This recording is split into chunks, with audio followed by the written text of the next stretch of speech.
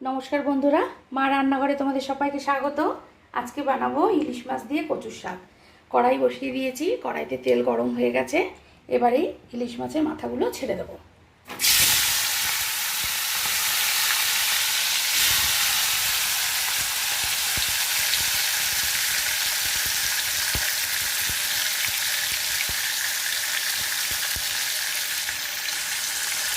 এইদিকে ইলিশ মাছগুলো আমি ভেজে নেব, মাছের মাথাগুলো ভেজে নেব।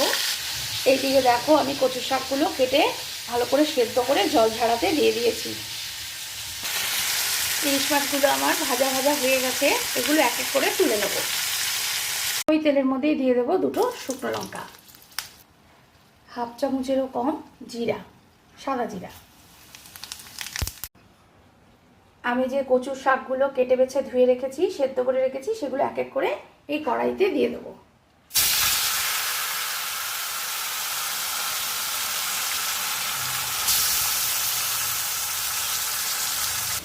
আমি কতগুলো কাঁচা লঙ্কা কাট লাগিয়ে নিয়েছি, সেগুলো এর মধ্যে দিয়ে দেবো।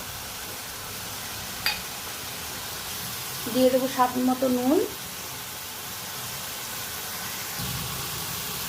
স্বাদ মতো চিনি আর হলুদ। এবার ভালো করে এগুলো নেড়ে চলে যাবে।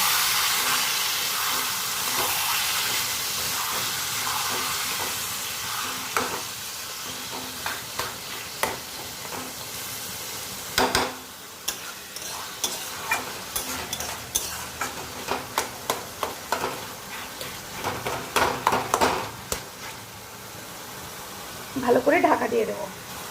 এই সময়তেই আমি ইলিশ মাছগুলো দিয়ে দিচ্ছি, দিয়ে আমি ভালো করে ঢাকা দিয়ে দেবো। মাঝখানে আমি একবার নেড়ে দিয়েছি, ভালো করে এটা কষাতে হবে। এখন শাকটা কিন্তু আমি বারবার এসে এসে নেড়ে দিয়ে যাচ্ছি। আঁচটা আমি মিডিয়াম সাইজে রেখেছি, মিডিয়াম লোতে আঁচটা রেখেছি, আর বারবার এসে কচু শাকটা নেড়ে যাচ্ছি।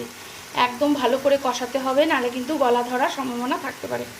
ঠিক আছে, দেখো কচু শাকটার মধ্যে যে এক্সট্রা জল ছিল সবই কিন্তু শুকিয়ে গেছে, আর কচু শাকটা ভাজা ভাজাও হয়ে গেছে। আমি এরপরে এটা নামিয়ে নেব।